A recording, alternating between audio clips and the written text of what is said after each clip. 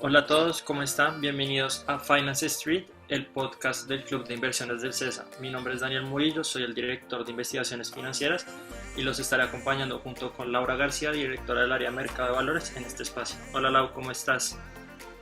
Hola Dani, muy bien, ¿y tú? Bien, hoy tenemos un invitado muy especial que nos acompaña desde Medellín. Se trata de Fernando Cárdenas. Fernando, ¿cómo estás? ¿Cómo te ha ido? Muy bien, Daniel. Hola, Laura. ¿Cómo has estado? Hola Fernando, muy bien, qué chévere poder tenerte en este espacio y que seas nuestro primer invitado. No, muchas gracias a ustedes por invitarme en esta iniciativa tan interesante. Para los que no saben, Fernando Cárdenas, socio fundador de Lead Growth and Innovation, una empresa de la que vamos a estar hablando más adelante. Fernando se ha caracterizado por ser una persona que ha estado tanto en el emprendimiento, ha dirigido empresas, tiene una formación profesional excelente. Vemos nombres como de escuelas como MIT, un máster en la economía de London School of Economics, fue mejor estudiante internacional y extensión académica en la especialización en Administración y Gerencia de la Universidad de Harvard, máster en Administración de Empresas de la AFIT. Bueno, pero yo te quiero preguntar, Fernando, cuando estaba en la universidad, ¿se imaginaba este recorrido tan excepcional o qué pensaba el Fernando en la universidad? Pues la verdad, digamos que mi vida académica y profesional ha ido cambiando con el tiempo, entonces siempre he procurado mantenerme muy actualizado en los temas digamos, hubo una época en que mi carrera profesional era muy corporativa. Y a medida que fue avanzando el tiempo me fui inclinando mucho por temas de pequeña y mediana empresa, de emprendimiento e innovación, y al mismo tiempo fui aprovechando pues las oportunidades que me ha dado la vida para en el mundo académico muchas veces desaprender algunas cosas corporativas y aprender otras cosas en relación con el mundo del emprendimiento y la innovación. En realidad nosotros somos muy educados en el mundo corporativo, sobre todo pues la generación mía, ustedes son muy jóvenes, pero las generaciones mías nos preparaban muy bien para el mundo corporativo, pero probablemente no tan bien para el mundo que llamamos de la incertidumbre. Entonces, en la medida en que he ido cogiéndole gusto y dirigiendo pues mis actividades profesionales al tema del emprendimiento y la innovación, he aprovechado y he ido como aprendiendo cosas nuevas en relación con ese mundo, tanto desde el punto de vista práctico como académico. Entonces, si digamos, yo originalmente soy ingeniero mecánico, si ustedes me hubieran conocido a mí hace muchos años cuando terminé ingeniería mecánica, era una persona muy orientada pues a los temas de consultoría en ingeniería, y a medida que fui metiéndome en el mundo de las finanzas y en el mundo del emprendimiento, fui tratando de llevar, pues mi primer trabajo profesional fue en ingeniería, en consultoría, en una firma de consultoría de ingenieros mecánicos. Y a medida que fue pasando el tiempo, me fui entusiasmando por los temas administrativos y por los temas más de finanzas particularmente. Y entonces fui aprovechando y complementé pues eso con estudios en temas pues muy orientados a la parte financiera, y después me fui entusiasmando con el tema de economía, entonces hice una maestría en economía, y en la medida en que me fui orientando mucho más al tema de emprendimiento, pues ya tuve la oportunidad pues de estudiar algo relacionado con el emprendimiento y la innovación, que es como el mundo que llamamos de la alta incertidumbre, a diferencia del mundo corporativo, que es un mundo mucho más intensivo en riesgo.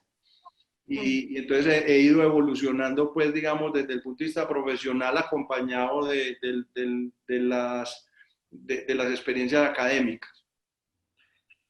Fernando, para mí hay algo que es de admirar y es que todo ese conocimiento que tú has adquirido no solo en tu formación académica, sino también en tu desarrollo ejecutivo, tú tomaste la decisión de también ser profesor y compartir con más gente todo eso que tú has aprendido. ¿Qué tal esa experiencia? No, a mí me encanta la parte académica. Digamos que hubo tiempos en toda la carrera donde participé mucho en el tema académico. Me gustaba mucho dar clases en los temas pues, de finanzas corporativas, después en los temas de emprendimiento e innovación. No es fácil porque digamos, la parte académica de las clases y todo eso es un tema bastante intensivo en tiempo, y en los últimos años me ha dado mucho trabajo juntar las dos cosas, pero me gusta mucho. Y la experiencia, digamos, de juntar el mundo académico con el mundo práctico, particularmente pues en los temas relacionados con emprendimiento y con innovación, ha sido muy interesante, porque uno en este mundo se encuentra gente con una perspectiva muy académica al tema de innovación y emprendimiento, y se encuentra gente con una perspectiva extremadamente práctica, pero juntar esos dos mundos me ha parecido muy interesante. Ok, Fernando, a mí me parece súper interesante todo lo que estás diciendo, pero me gustaría que nos contaras un poquito más sobre la parte de emprendimiento que creo que a nosotros los jóvenes sobre todo nos apasiona todo esto de emprender y siempre queremos buscar nuevas oportunidades de negocio, siempre estamos buscando cómo dar un paso como adelante para ayudar a la sociedad. ¿Podrías contarnos un poquito cuál crees que es el mayor reto de emprender, sobre todo en estos momentos, que uno piensa que ya las oportunidades están acabando, que ya todo está hecho?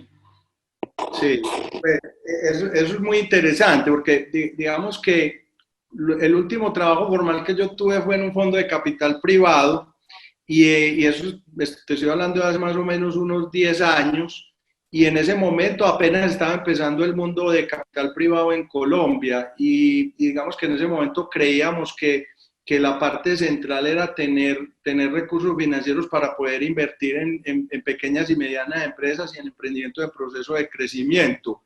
Y nosotros teníamos un fondo que en ese entonces era un fondo relativamente grande para Colombia de 40 millones de dólares y en ese momento nos daba dificultad de encontrar las compañías y no solo no era que no hubiera compañías interesantes y buenas, sino que en ese momento, y te estoy hablando pues de hace 10 años, los emprendedores no estaban como preparados para actuar con los accionistas profesionales. Entonces ahí yo tomé la decisión de salirme y me dediqué más a trabajar desde los emprendedores hacia la financiación. Entonces, en relación con tu pregunta, digamos que en Colombia hemos avanzado muchísimo en que el emprendimiento se vuelva un plan de carrera y un plan de vida de las personas. Entonces, todas las personas como ustedes jóvenes en las universidades están explorando nuevas alternativas para crear emprendimientos y todo eso. La época nuestra, las universidades nos preparaban para ir a trabajar como empleados pues en las empresas existentes. Entonces, en Colombia hemos avanzado muchísimo en la cultura de emprendimiento y hoy en día uno ve que los currículos en las universidades contemplan pues cursos de emprendimiento, la cultura y digamos que que tan bien visto está ser emprendedor ha cambiado radicalmente, pues y hoy en día es un plan de carrera, como les digo, muy bien visto. ¿Qué hay de difícil en esto? Digamos que se ha demostrado pues académica y prácticamente que para uno ser exitoso como emprendedor y para que un ecosistema de emprendimiento se desarrolle adecuadamente, se necesitan tres pilares fundamentales.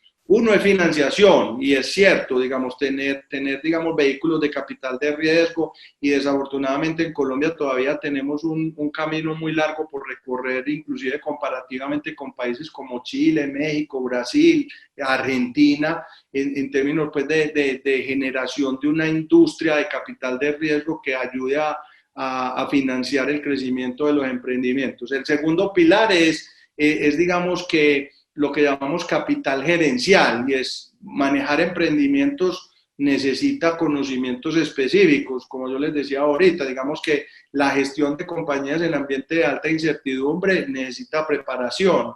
En eso todavía hemos avanzado también en Colombia bastante, todavía nos falta en forma importante. Y el otro tema es, digamos, que capital relacional, o sea, para uno montar un emprendimiento no solamente tiene que conseguir plata y no solamente tiene que saber gestionar los emprendimientos, sino que también tiene que conocer gente, tiene que tener relaciones con el mercado. Entonces, para ustedes los que están pues, saliendo de las universidades y todo eso, es muy importante digamos, mantener los ojos abiertos a detectar oportunidades que tengan relación con las capacidades y las competencias que ustedes han venido desarrollando pues, dentro de sus vidas académicas y profesionales.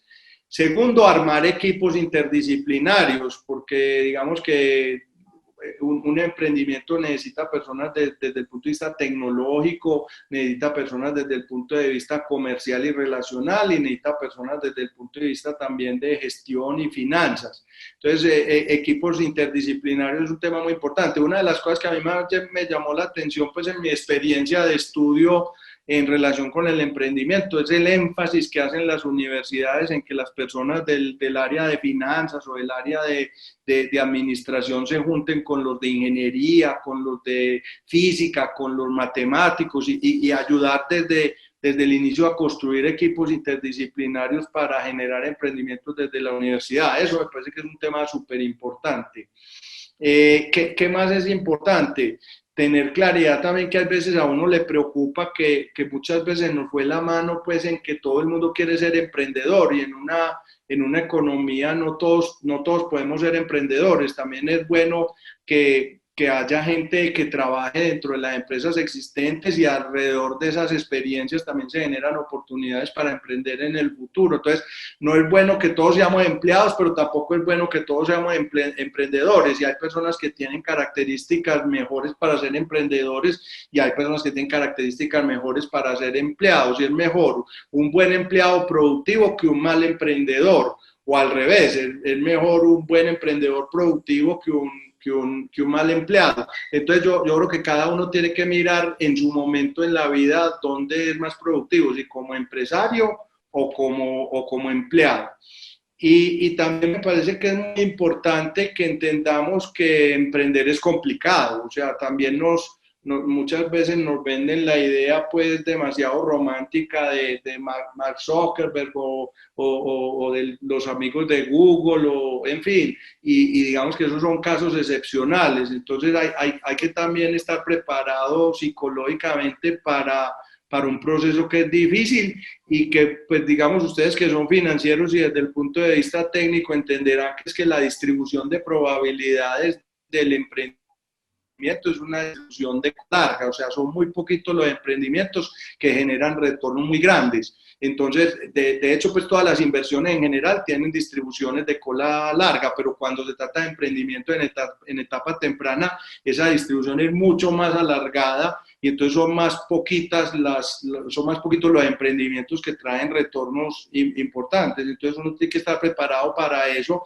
porque sin duda pues en el emprendimiento se va a fracasar y se va a fracasar muchas veces hasta encontrar pues el camino adecuado. Eso es cierto, Fernando, y yo también coincido con lo que tú estás diciendo de que hay ciertas personas que funcionan mejor siendo empleados y otras personas que tienen esas características para ser emprendedor y para ser exitosos, pero de tu experiencia o de lo que tú has visto, ¿cuáles son las características que tienen estos emprendedores exitosos y cuáles son las características que tienen pues estos empleados que uno dice, sí, es que esta persona nació de verdad para liderar la empresa, pero definitivamente no nació para generar nuevas ideas?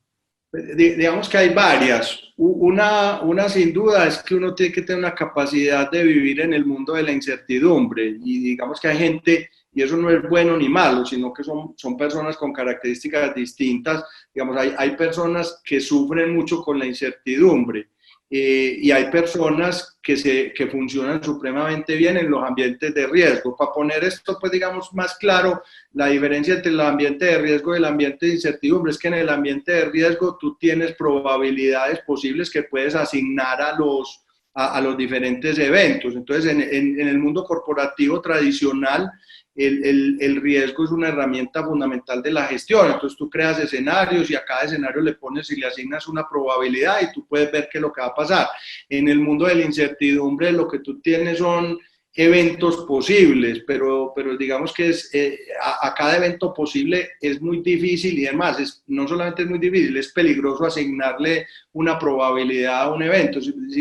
Vamos a poner un ejemplo, cuando Apple desarrolló el iPod, ¿qué probabilidades le pones tú de éxito pues al iPod? No tienes ni idea, es una categoría que se está inventando o reinventando. Entonces, hay personas que funcionan muy bien en el mundo de incertidumbre y son capaces de tener, digamos, de desarrollar sus actividades en el mundo de la incertidumbre, y hay gente que el mundo de la incertidumbre lo bloquea, los hace sentir incómodos y malucos. Entonces, esa es una característica importante para separar entre los empleados y los emprendedores. La mala noticia, digamos, en ese caso es que en el mundo corporativo la incertidumbre todos los días es más importante, porque antes una compañía pues duraba 100 años y no se quebraba. Hoy en día hay disrupciones, entonces la gente en el mundo corporativo también tiene que aprender a vivir con la incertidumbre.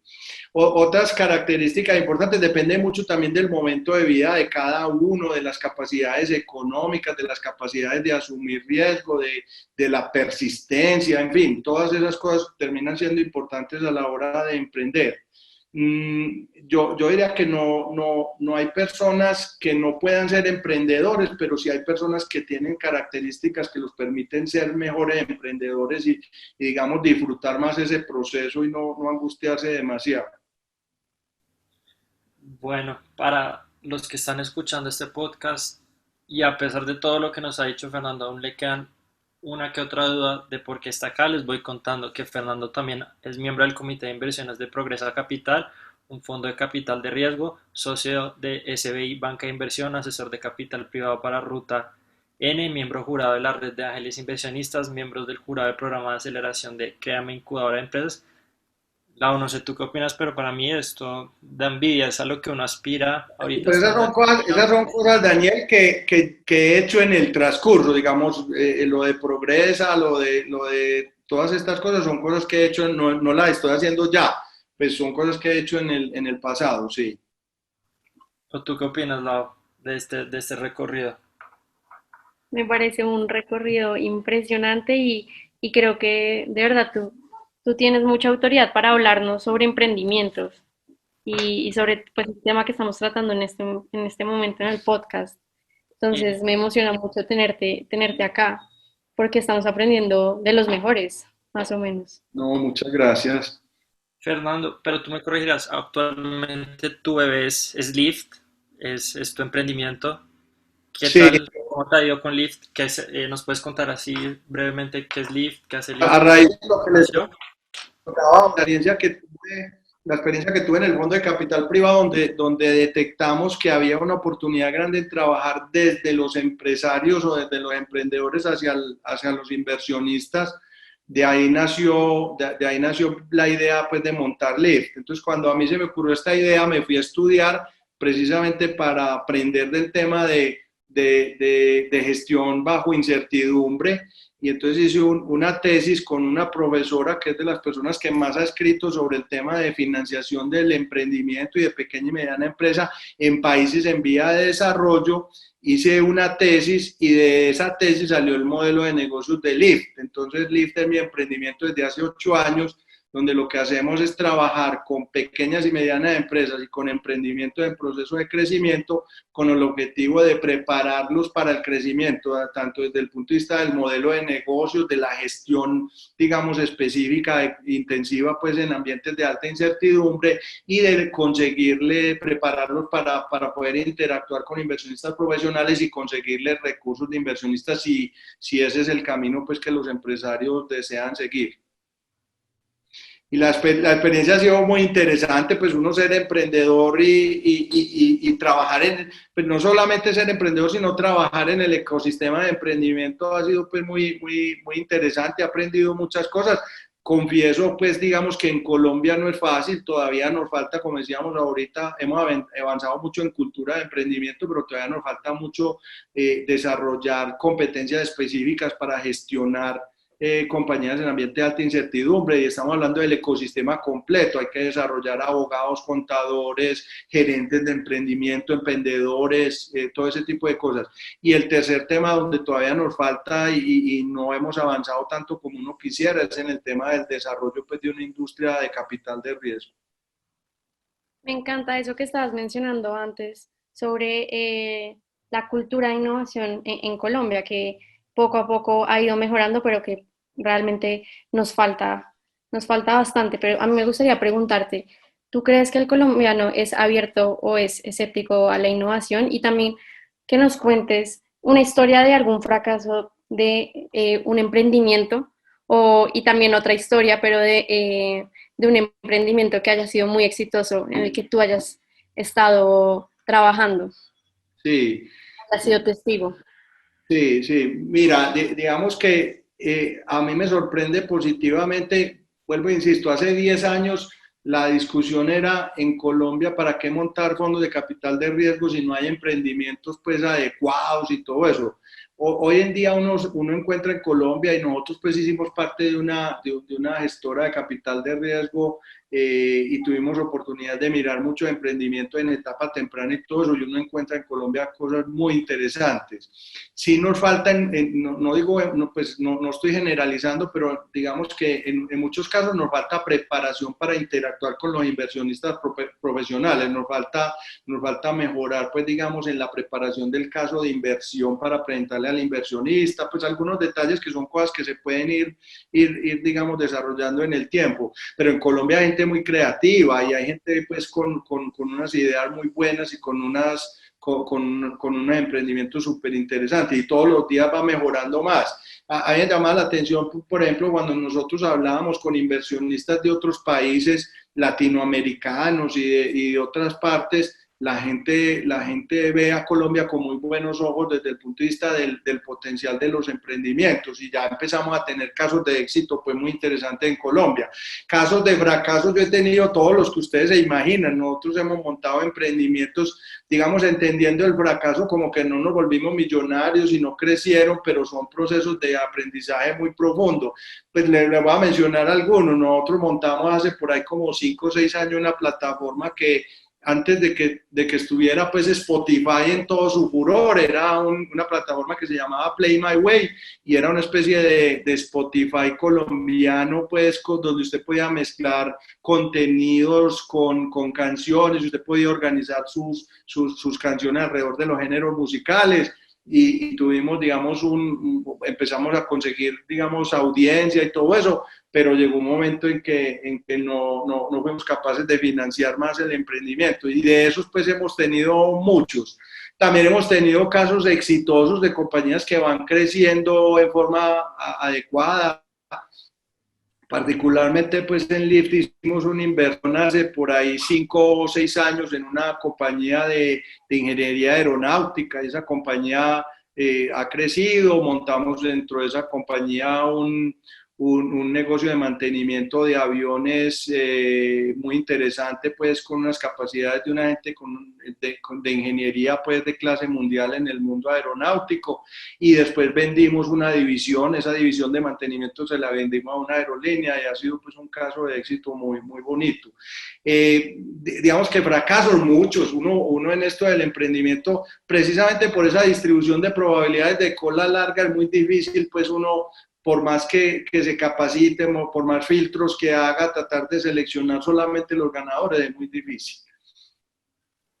Sí, se fracasa más de lo que uno sale adelante con los emprendimientos, pero pues el fracaso es donde uno más aprende y es de donde más se fortalece.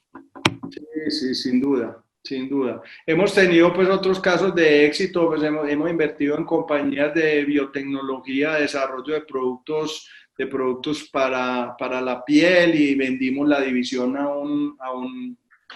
una de las líneas de negocio la vendimos a un distribuidor farmacéutico. Después nos quedamos con las otras líneas, y después la compañía no ha ido tan bien.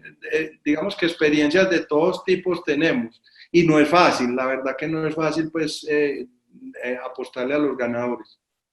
Claro. Tú ahorita, Fernando, mencionabas el tema de la presentación de los emprendimientos, y yo pienso que muchas veces la gente se salta este paso, se lo olvida y lo desestima o no le da la misma importancia, y por ende muchas buenas ideas o muy buenos proyectos se terminan quedando en eso, en ideas, porque a la hora de comunicar esa idea la gente no es tan efectiva.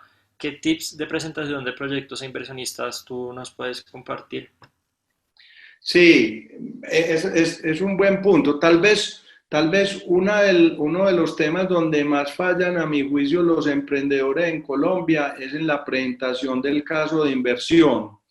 Y eso ha ido mejorando, pero yo creo que ahí todavía nos falta recorrer un camino importante. A ver, digamos que hay muchas cosas que un inversionista mira en un emprendimiento y no solamente está pues en el contenido de los slides, sino también mucho en la forma en que uno interactúa como inversionista con el emprendedor. Entonces, digamos, la generación de confianza y de transparencia en un equipo de emprendimiento y transmitirle eso adecuadamente al inversionista, me parece que es un tema súper importante. Ya digamos que en el contenido y en la forma de la presentación al inversionista, pues ustedes habrán visto pues mucha gente hablando de eso, pero los temas que a mí más me llaman la atención, uno, la forma importa. O sea, en estos 8 años o 10 que yo llevo mirando pues presentaciones de emprendedores, uno se enloquece de ver pues el tamaño de letra, la falta pues digamos de calidad gráfica de las presentaciones y la gente cree que eso no importa y eso también importa. Ya dentro del tema pues más de fondo hay varias cosas que son muy importantes. Digamos que son muy poquitos los emprendedores que le muestran a un inversionista lo atractivo del mercado y lo atractivo del mercado para un inversionista se mide en pesos o en dólares. Entonces nosotros nos hemos cansado de ver pues emprendedores que le muestran a usted el tamaño, el número de personas, que le muestran el tamaño del mercado en kilogramos de yo no sé qué, en litros de yo no sé cuánto y nunca le muestran a usted, vea, este es un mercado de 150 millones de dólares al año o de 800 mil millones de pesos al año. Esa es una de las cosas donde más fallan los emprendedores y a un inversionista precisamente como la distribución de probabilidades de cola tan larga, usted le gusta como inversionista apostarle a aquellos negocios que tienen un potencial muy grande. Cosas también que digamos que no ve uno mucho en las presentaciones es no hay mucha claridad de lo que llamamos los unit economics, ¿cierto? ¿Cuánto es y cómo va a evolucionar en el tiempo el costo de adquisición del cliente y el customer lifetime value? Eso tampoco lo tienen pues la mayoría de los emprendedores muy claro y esos son, digamos, los motores principales de por qué un inversionista debe invertir en un emprendimiento, porque obviamente los emprendimientos no están generando flujo de caja positivo ni nada por el estilo, pero usted tiene que entender que ese es un tema de escala, ¿cierto? Y cómo va a evolucionar en el tiempo el costo de adquisición del cliente y el valor presente del flujo de caja que cada cliente le genera al emprendimiento. Otras cosas que nos sorprenden muchas veces es, digamos, la falta de realismo pues en los márgenes operacionales, en los márgenes de vida de los negocios, cómo va a evolucionar eso en el tiempo, entender muy bien las características microeconómicas de la industria donde voy a jugar, cómo van a funcionar las entradas de nuevos competidores, cómo funcionan los competidores actuales, cuáles son los elementos centrales de diferenciación, porque mi producto puede ser distinto al de los demás o mi servicio es distinto a los demás, qué tan defensible competitivamente es mantener, digamos, esos niveles de diferenciación, qué tan copiable es el negocio, cómo se comporta el negocio cuando muchos emprendedores nuevos entren a competir, etcétera. Todo eso me parece que falta mucho en los casos de inversión. Obviamente que el caso de inversión termina con los números y también le sorprende a uno mucho de muchas compañías, inclusive que se van pues para aceleradoras y de todas partes del mundo y llegan diciendo que mi PowerPoint vale 5 millones de dólares y puede que valga 5, puede que valga 6 o puede que valga 3. Pero uno tiene que tener algunos escenarios de proyección donde mira pues de a dónde vienen esos 4, 5 o 6 millones de dólares y qué tiene que pasar, porque nos ha pasado muchas veces que usted mira casos de inversión de emprendedores que le dicen, no, venga, esto vale 4 millones de dólares, pero entonces cuando usted hace las cuentas dice, bueno, pero es que usted tiene que tomarse todo el mercado, el 100% del mercado en Colombia y fuera de eso expandirse en Latinoamérica para que esto valga 4 millones de dólares y entonces eso no es tan factible. Entonces me parece que el realismo en relación con las proyecciones, sabiendo que las proyecciones tienen toda la incertidumbre del mundo y que el propósito más que definir el valor del emprendimiento es ver qué tendría que pasar en términos de los unit economics, de las participaciones de mercado, de la evolución del mismo mercado para que pueda justificarse de alguna manera ese valor, porque digamos que todos seguimos creyendo que los activos, como se lo enseñan a uno pues en la universidad de finanzas, todos los activos valen el valor presente del flujo de cada futuro que sean capaces de generar. Fernando, y una pregunta. ¿Cuáles son los requisitos mínimos que necesita un emprendimiento para ir a inversionistas, para presentarse ante ciertos ángeles inversionistas que lo puedan ayudar a uno? ¿Qué es lo mínimo que se necesita? Yo creería que todo lo que hemos conversado, pues, o sea, más que saberlo presentar, que es muy importante, es que el emprendedor tenga claridad, pues, de cuáles son esos elementos que construyen el valor en el negocio, cuál es el tamaño de mercado, cómo es el modelo de negocios, cómo se monetiza, etcétera. Y realmente también es muy importante tener demostraciones de tracción, ¿cierto? Digamos que conseguir inversionistas en PowerPoint es mucho más difícil. Entonces, en la medida en que yo pueda mostrar que yo he testeado ciertas de las hipótesis, tanto tecnológicas como de mercado, eso facilita mucho pues, la consecución de un inversionista. Si yo puedo mostrar que yo ya testeé que el producto funciona, hice un prototipo, funciona, y testear hipótesis de mercado, los americanos hablan mucho de que uno tiene que mostrar que los perros se comen la comida de perros, ¿cierto? Que uno, el producto que tiene o el servicio que tiene, en realidad hay alguien que en el mercado ya en forma efectiva y práctica ha estado dispuesto a pagar por ese producto y lo ha comprado. Porque uno encuentra muchos emprendedores que le muestran tracción en número de usuarios, en número de descargas y todo eso, pero al fin y al cabo nadie ha pagado todavía por el servicio. Entonces esa demostración de que alguien digamos que un número que no tiene que ser pues unas ventas gigantescas, pero que alguien ha estado dispuesto a pagar por el producto, por el servicio, también facilita mucho el trabajo inversionista.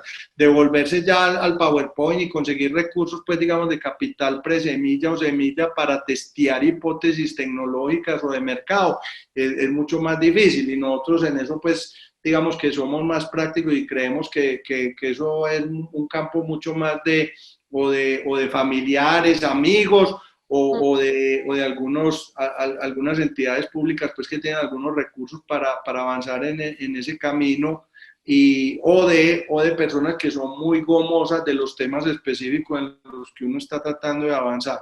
Ahorita que nos hablabas de los flujos de cajas, eso nos lleva al siguiente tema, que es el tema de cómo se valora un proyecto de alto riesgo, porque no se debe realizar de la misma manera que un proyecto con un riesgo mucho menor. Pues en realidad la valoración de compañía en ambiente de incertidumbre es más arte que ciencia. Digamos, la parte financiera del proceso es relativamente simple. La parte que es muy complicada es la de ser capaces de proyectar pues, los flujos de caja, como bien decías. Y digamos que el propósito de valorar una compañía en ambiente de alta incertidumbre es mucho más el entender cuáles son los dinamizadores y los creadores de ese valor, como hablábamos ahorita de los unit economics y los supuestos que tienen que pasar, digamos, de predecir el valor del negocio. Entonces digamos, hay mucha literatura académica y práctica sobre el tema de si uno debe utilizar el método de flujo de caja libre de descontado para proyectar, para valorar compañías en ambientes de alta incertidumbre. Y por ahí hay unos artículos hasta muy interesantes de McKinsey, y hay otra gente que ha estudiado ese tema, y la conclusión a la que muchos llegan y nosotros pues digamos en LIF la compartimos es, digamos, valorar esos flujos de caja es muy difícil, pero vale la pena hacer el ejercicio de proyectar las compañías porque digamos, con toda la incertidumbre que esos flujos tienen,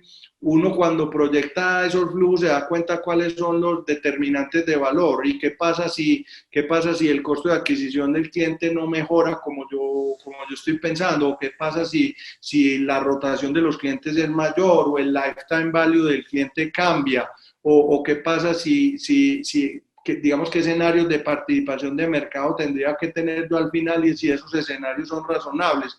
Entonces, utilizar el método de flujo de caja libre descontado ayuda mucho a entender, pues, digamos, la dinámica y los elementos esenciales de la construcción de valor de los emprendimientos. Ahora, a diferencia de cuando uno valora una compañía, digamos, en estado maduro, las compañías de estado maduro, pues, digamos, las variaciones entre los escenarios son muy poquitos, las sensibilidades son muy pocas. y uno puede comparar con múltiplos existentes mucho más fácil y todo eso. El mundo de la incertidumbre, por eso les digo que es más arte que ciencia, necesita es entender cómo es la dinámica del valor y crear unos escenarios que son muy separados. Entonces, cuando uno termina conversando con inversionistas muy acostumbrados al mundo, pues digamos, de las compañías maduras, esas discusiones se vuelven muy complicadas porque la valoración lo que pretende es generar un ambiente de discusión sobre el precio y después hay que utilizar una cantidad de herramientas y elementos que pueden ser, digamos, que el valor no se defina ahora y entonces más bien el mecanismo de inversión sea deuda convertible y se convierta, digamos, a un descuento sobre una ronda que esté más adelante en el tiempo donde ya haya más claridad de los flujos de caja o valoraciones contingentes a cumplimientos de hitos y todo eso. Entonces, es un mundo relativamente especializado, complicado y, como les decía, mucho más arte que ciencia. Perfecto. Me encanta este tema de la valoración de empresas. A mí la verdad es algo que me gusta mucho. Y te quería preguntar porque hace poco o hace un tiempo vi que en Twitter compartiste un artículo de MIT donde se tocaba el tema del método de valoración CAPM, que es el que se enseña hoy en día aún en las aulas. Y este artículo hablaba un poco de que este método de valoración no es el más acertado y que muchas veces el beta realmente no logra medir el riesgo verdadero a la hora de realizar esta valoración. ¿Tú qué has visto en el mundo real sobre este Pero método? esa es una discusión que todavía se está dando en el mundo académico y a ver, digamos que el Capital Asset Pricing Model, como todos sabemos, pues es un método para valorar el costo del equity, ¿cierto? El costo del capital, para calcular el costo promedio de capital ponderado. Digamos que en el mundo académico y en el mundo práctico que ha pasado alrededor de Capital Asset Pricing Model, hay muchas teorías que han salido pues complementando el Capital Asset Pricing Model. Hay modelos de Capital Asset Pricing Model multifactores como uno que tiene Fama Friends. Hay otros que son el Arbitrage Pricing Model, que lo que muestra, pues, es, digamos, otros factores que influyen en la decisión del precio, del precio o de la tasa de descuento del equity. Digamos que lo que encuentran muchos académicos es que, efectivamente, como tú dices, el mundo real, digamos, la pendiente que hay entre el beta y de la rentabilidad por encima de la tasa de libre de riesgo, en el mundo real es mucho menos inclinada que la pendiente que predice el Capital Asset Pricing Model. ¿Eso qué quiere decir? Que compañías, digamos, de betas más bajitos muestran en el mundo real mayores exigencias de retorno y compañías de betas más altos menores exigencias de retornos que lo que predice el Capital Asset Pricing Model. Como les digo, pues hay estos otros modelos multifactores y que complementan o mejoran, pues, desde el punto de vista académico, el Capital Asset Pricing Model, pero cuando testean eso con el mundo real, pues, digamos que el Capital Asset Pricing Model, a pesar de que, como decíamos, de que la pendiente no es, de la pendiente en el mundo real es menos inclinada que la que predice el Capital Asset Pricing Model, la verdad es que en el mundo práctico la gente sigue utilizando el Capital Asset Pricing Model. Ahora, cuando se trata, digamos, de pequeñas y medianas empresas, hay muchas discusiones alrededor digamos, de los supuestos del Capital Asset Pricing Model. El Capital Asset Pricing Model supone, pues, digamos, mercados con información perfecta, supone que el inversionista solamente espera el retorno no diversificable y que el inversionista es capaz de diversificar. Entonces hay una serie de esos supuestos que en el mundo práctico no necesariamente son ciertos en todos los casos. ¿Qué es lo que hacemos en el mundo práctico? Nosotros en el mundo práctico seguimos utilizando como base el Capital Asset Pricing Model para compañías más maduras y para compañías en ambientes de alta incertidumbre igual. Lo que pasa es que al Capital Asset Pricing Model, entonces usted le tiene que meter, porque el Capital Asset Pricing Model supone que usted tiene activos que son 100% líquidos, entonces le metemos una prima de liquidez. Supone que el inversionista diversifica y nosotros pensamos que en algunos casos eso no necesariamente es cierto, entonces como hay tanta incertidumbre pues en el flujo, uno termina metiéndole una prima que nosotros llamamos una prima de venture capital, dependiendo de la etapa y de la atracción que tenga la compañía y el momento en su ciclo de vida. Hay que meterle pues la prima país, porque pues digamos que todo esto está hecho pues para mercado desarrollado, y nosotros no tenemos cálculos de beta pues digamos de emprendimientos o de pequeñas y medianas empresas en Colombia. Entonces hay que hacerle algunos ajustes. Finalmente, digamos, podríamos llamar eso pues en forma digamos que de alguna manera una calibración de las tasas de descuento a la realidad, porque en última instancia, pues las cosas valen lo que la gente esté dispuesto a pagar por ella. Entonces tú puedes utilizar el Capital Asset Pricing Model, o puedes utilizar el modelo de arbitraje, o puedes utilizar las herramientas pues académicas que tú quieras, pero si los inversionistas no están capaces, no están dispuestos a comprar esos activos descontados a esa tasa, tienes que de alguna manera llegar a una tasa que refleje la realidad digamos, de lo que la gente está dispuesta a pagar por esos activos. Y digamos que el análogo puede ser cuando tú valoras pues un terreno o un edificio, en fin, pues tendrás una serie de parámetros que vas diciendo pues si el edificio está bien localizado, si es plano o no es plano el terreno, si tiene agua o no, si tiene acceso a electricidad, y con base en todo eso tú puedes ir, digamos, desarrollando un modelo que te permita decir más o menos cuánto vale el activo, pero en últimas pues lo que define cuánto vale un activo es el valor al cual la gente esté dispuesto a hacer transacciones, ¿cierto?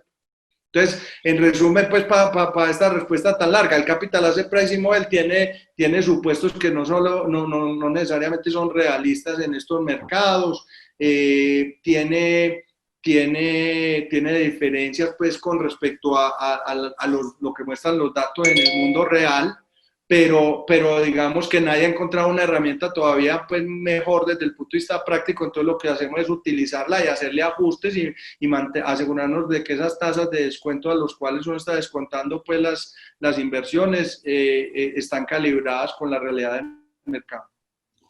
Fernando, ya para ir cerrando, yo te quiero preguntar, tú fuiste miembro del Consejo Directivo de la Bolsa de Valores de Medellín, y quiero asociar el tema de la Bolsa de Valores en Colombia, que no se mueve, son muchas las pocas empresas que se mueven, son casi 6, es una Bolsa de Valores aún muy pequeña.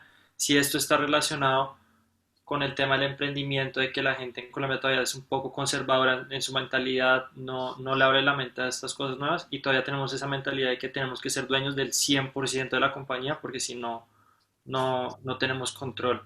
Ese es un tema muy interesante y profundo. Por ahí en estos días me encontré un artículo que hicieron de una investigación en Inglaterra sobre la profundidad de los segundos mercados, o sea, de bolsas destinadas a pequeñas y medianas compañías con menos requerimientos de información, y el desarrollo del emprendimiento y la creación de nuevas empresas. Entonces, en lo que estás diciendo, digamos que hay evidencia académica de que los países que tienen bolsas emergentes, llamémoslo así, tienen mejor desarrollo, pues, digamos, en sus ecosistemas de emprendimiento. Entonces, yo sí creo que digamos que en Colombia desarrollar alternativas de financiación como una bolsa emergente. De hecho, pues ahora en la Bolsa de Colombia hay unas iniciativas muy interesantes para prestarle plata pues a pequeñas y medianas empresas, todo ese tipo de iniciativas que faciliten el acceso a capital de pequeñas y medianas empresas y emprendimientos han demostrado tener pues digamos una correlación importante con la generación de nuevas empresas y el crecimiento de las pequeñas y medianas empresas. Entonces ahí hay un tema importante. El tema de si todo el mundo quiere ser dueño del 100% no de las empresas, ya desde el punto de vista de los empresarios y los emprendedores, digamos que eso es válido. Digamos que uno encuentra muchas empresas familiares o muchas empresas de amigos que que prefieren no ceder participación, y digamos que eso está bien, cada uno con su empresa pues definirá si quiere que su empresa reciba inversionistas terceros o no, pero eso está cambiando sustancialmente, porque digamos que en la medida en que los empresarios y los emprendedores son más profesionales y en la medida en que ellos tengan pues digamos un apetito de crecimiento mayor, la gente pues empieza a darse cuenta de que necesita sacrificar participación en las empresas y no solamente participación, sino también control, ¿cierto? Es decir, no controlar el 100% de la empresa, sino aceptar que va a haber pues una estructura de gobierno corporativo donde en una junta directiva va a haber participación de inversionistas y ojalá de terceros y todo eso. Todo ese proceso lo veo yo en Colombia cambiando de forma importante y la gente entiende pues que digamos que Bill Gates no sería de los hombres más ricos del mundo si se hubiera quedado con el 100% pues o el 50% con Paul Allen de Microsoft. Y lo mismo Zuckerberg con Facebook y lo mismo los de Google con Google. Entonces la gente empieza a ver que hay unas oportunidades de financiar las empresas mediante capital inteligente que no solamente les entregan capital, sino que les ayudan pues con capital relacional y capital gerencial a mejorar pues sus negocios y el crecimiento, pero que eso va a costa de dilución y de sacrificar, digamos, el control de los negocios. Y ahí es donde está pues digamos un justo medio que uno tiene que buscar entre no diluirme demasiado antes de tiempo y no perder el control completamente pues del negocio, pero sí encontrar pues un inversionista que tenga las características adecuadas. Y ese proceso de hacer de juntar un inversionista y un empresario es un proceso que tiene pues digamos mucho de alineación de intereses. Los incentivos se vuelven muy importantes, hay que tener incentivos para que si el empresario se diluye demasiado, pierde el incentivo pues para trabajarle duro al negocio. Si el inversionista no logra una participación suficientemente representativa, no va a ponerle pues el interés suficiente a acompañar el negocio en el proceso de crecimiento. Pero también tiene mucho de química, uno se tiene que sentir cómodo, entonces ese proceso de interacción entre un emprendedor, un empresario y un inversionista es un proceso donde los dos se están evaluando y la química, cuando usted mira un checklist de un fondo de capital de riesgo, la química que es difícil de definir y de cuantificar, la química aparece en ese checklist. Yo tengo que tener buena empatía con el emprendedor y al revés, el emprendedor también tiene que tener buena empatía, investigar muy bien qué características tiene pues ese inversionista para ver qué estilo tiene y qué le puede aportar y cómo es pues digamos su forma de interactuar en el proceso de crecimiento de las empresas. Obvio, eso es muy importante también para hacer un buen equipo entre el emprendedor y el inversionista para sacar el negocio adelante. Para mí también parece que es uno de los puntos claves. Fernando, nos encantó tenerte en este espacio. Quisiera saber cómo te sentiste, qué tal te parece este podcast. No, espectacular, me parece muy bueno, me parece muy interesante este modelo pues de entrevista y me parece muy interesante pues las iniciativas que ustedes tienen y les agradezco muchísimo haberme invitado y ojalá me vuelvan a invitar a otros temas en el futuro. No, claro que sí, cuenta con eso, Fernando. Mil gracias nuevamente, como dijo Laura. A la gente, ¿cómo te puede encontrar en Twitter para ver? En Twitter, mi cuenta es @FC Innovation y nos pueden ver también en la página de Lyft que es www.lyft-gi.com. Muchas gracias, los esperamos a todos. Lau, muchas gracias por estarnos acompañando. Nos vemos en el próximo capítulo y nos pueden encontrar a nosotros como @CesarFinanciero en LinkedIn, Facebook, Instagram y Twitter. Que estén muy bien.